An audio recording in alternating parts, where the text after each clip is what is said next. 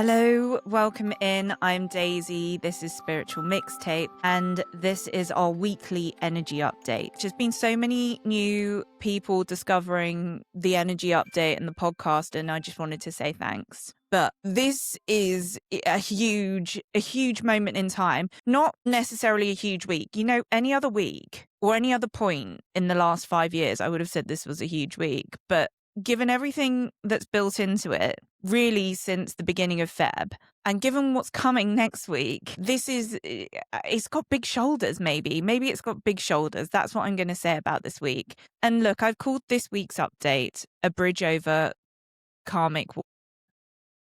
And I just want to present a new way of looking at your karma.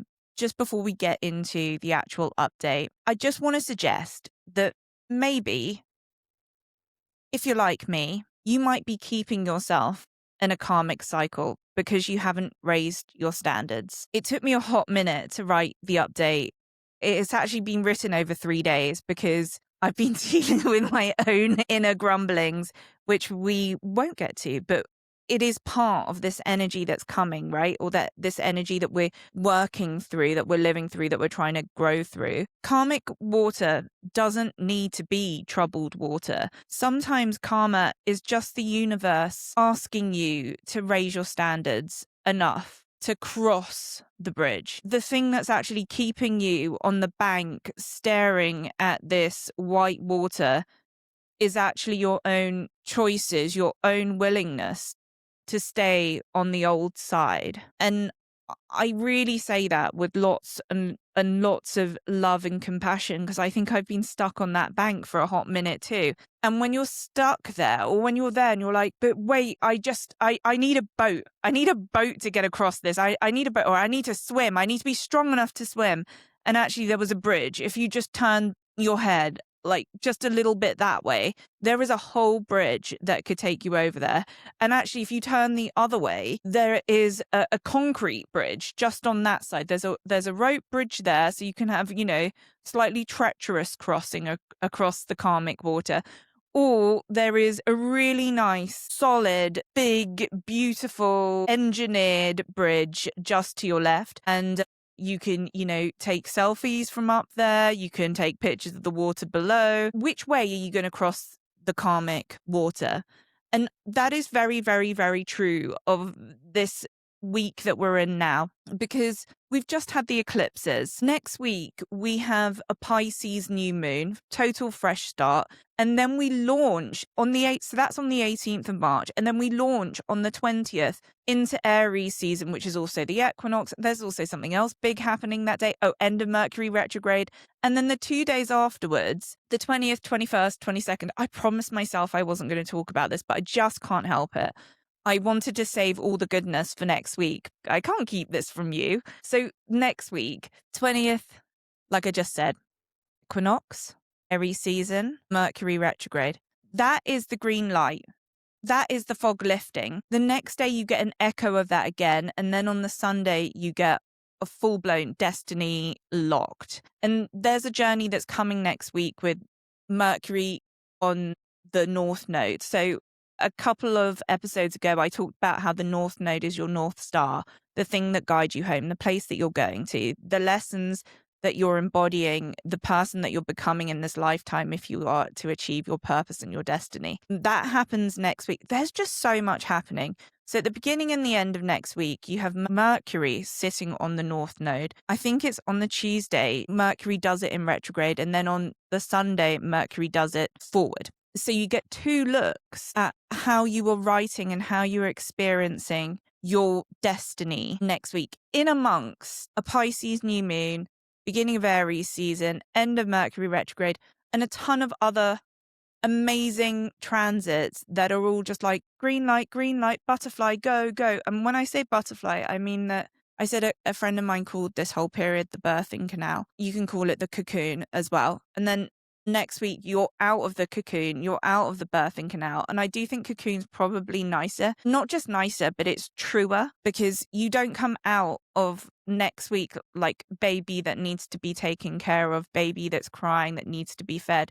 You do come out of next week, if you want, with your sovereignty intact, with lessons embodied, with some fire horse friends. If you haven't heard me talk about that as well, it was a couple of episodes ago, where the fire horse energy of the new year, the new lunar year, is bringing a new bunch of Mustangs. It's not a bunch, they're not a bunch, pack of wild horses for you to run with, and you got to be able to keep up with them. I touch on that as well in this episode, and this episode is definitely going to be just a tiny bit longer. Please bear with me, because I want to run you through the days. I don't usually do that on the podcast version, but on the last episode, a lot of you had questions about karma and were sharing your wonderful thoughts. Please continue to do that. Drop all of your thoughts into the comments. I do reply to everything.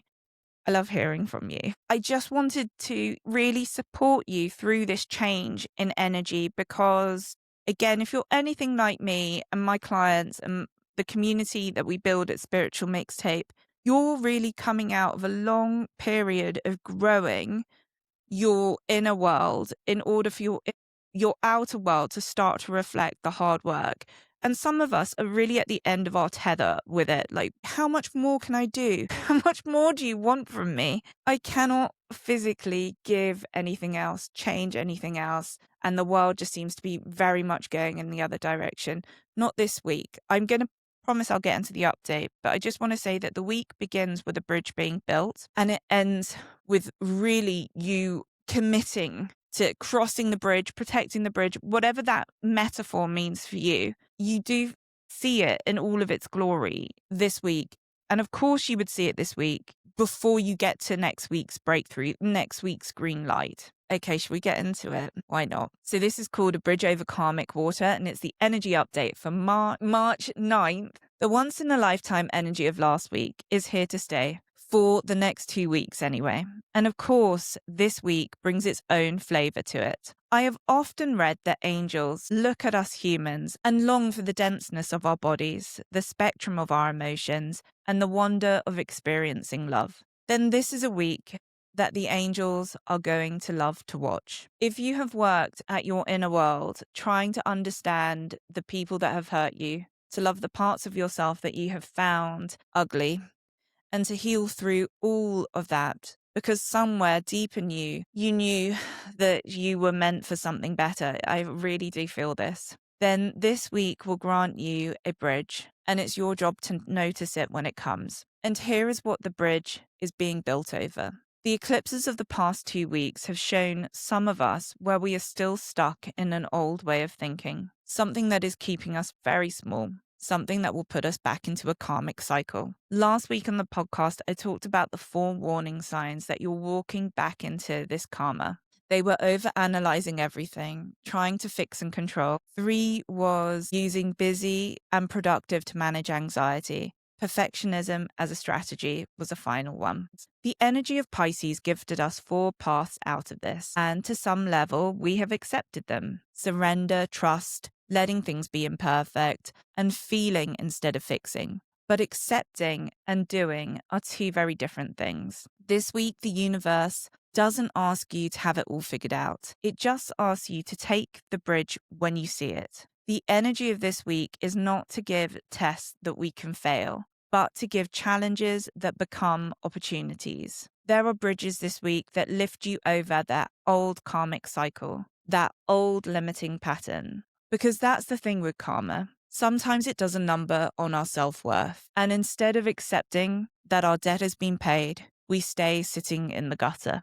But not this week, and hopefully not again. Whatever this bridge looks like for you this week, a hand from an old friend, a debt written off, and yes, even a cancelled contract, take the redirect with all the feeling instead of the fixing. Sometimes we get caught in the karma, maybe because it's familiar and maybe because we feel all the low ebbs and think that that's all that we deserve. You have paid your karma back. It's time to go. Staying here takes you off your path, your alignment, and that's not okay. You need to know that you were made for something happier and bigger. Nothing in life is ever a coincidence. This week opens with a bridge being built upon everything that you've been doing during the eclipses. And the week ends with you protecting the integrity of that very bridge. If you can surrender, if you can trust, and if you can live in the imperfect for just a little longer, something truly wondrous is coming. Next weekend, life could shine like gold. March 20, 21, and 22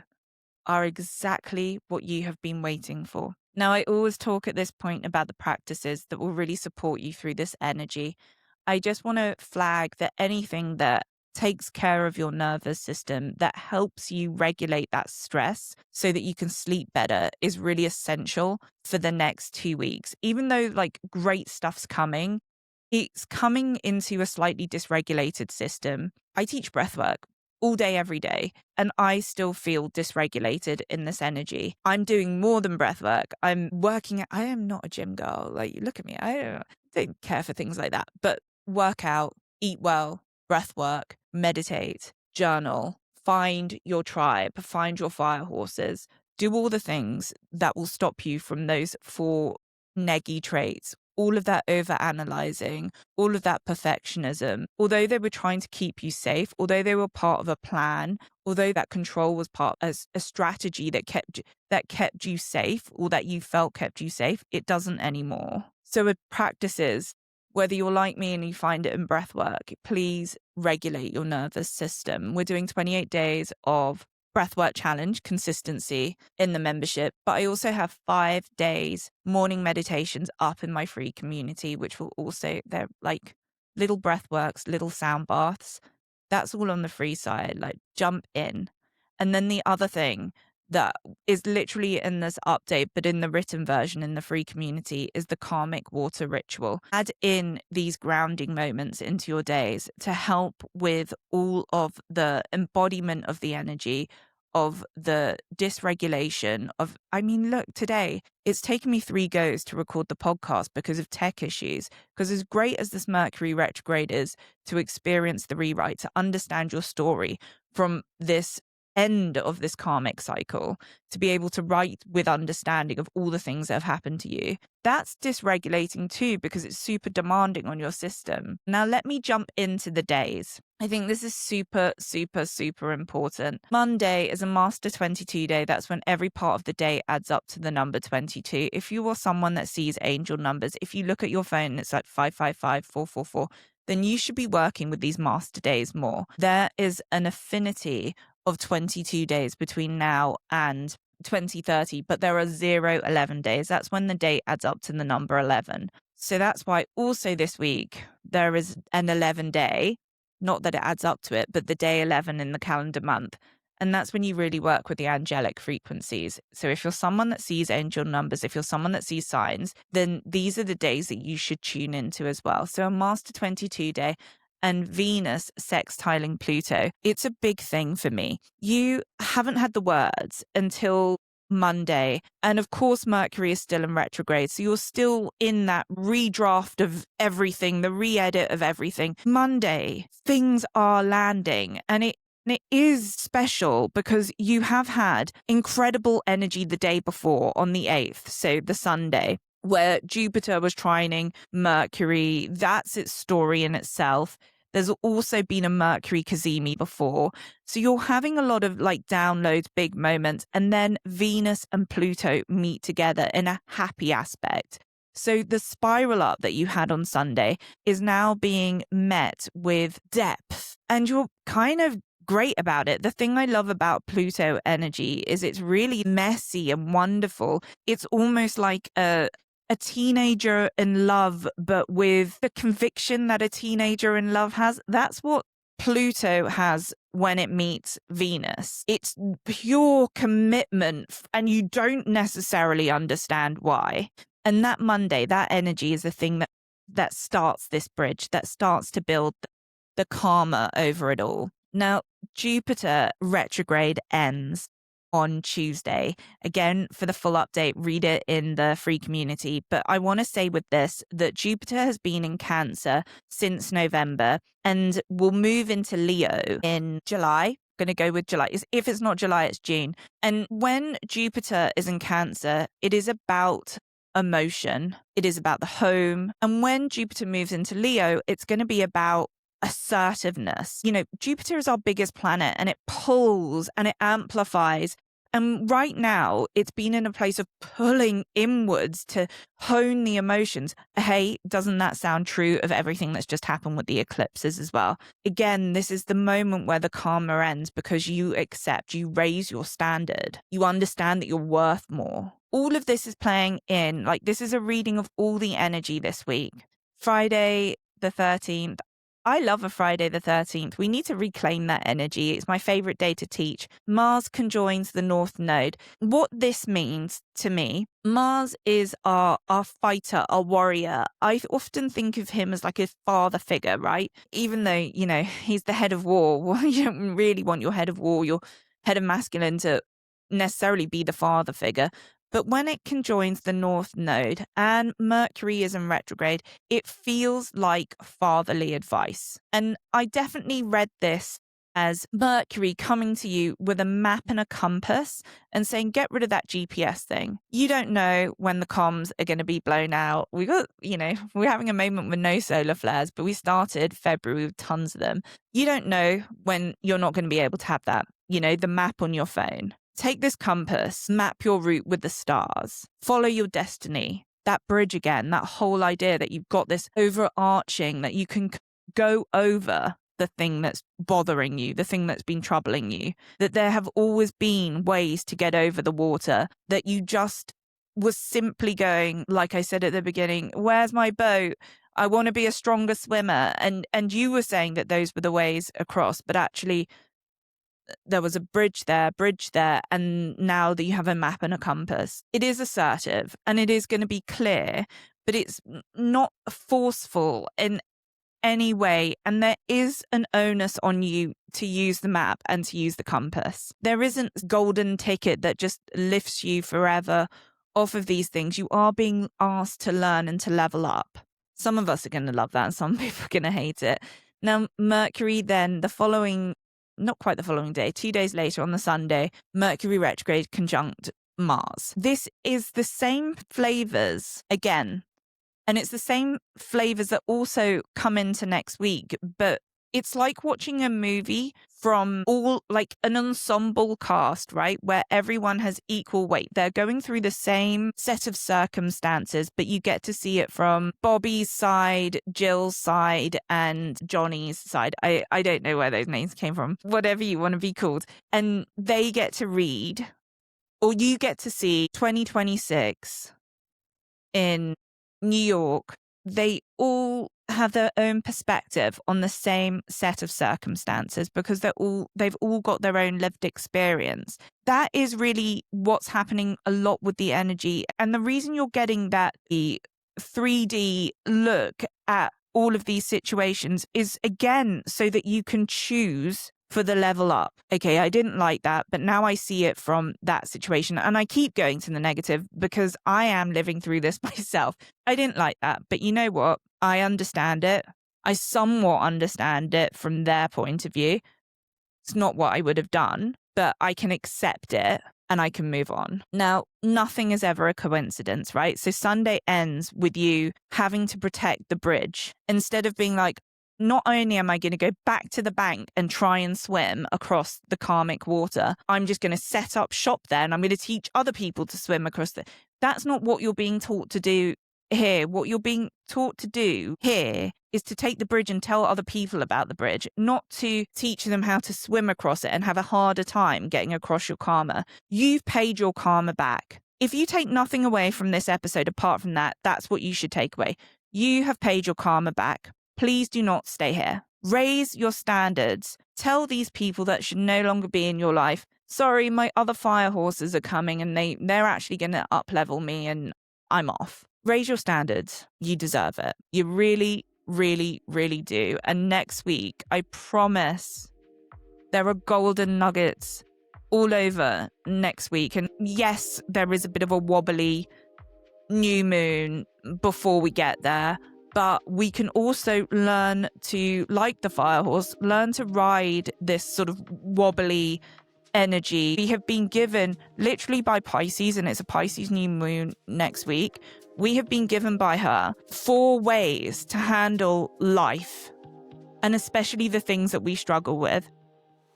Surrender, trust, letting things be imperfect, feeling instead of fixing. So let that be the end of it. Feel with your heart, see with your heart.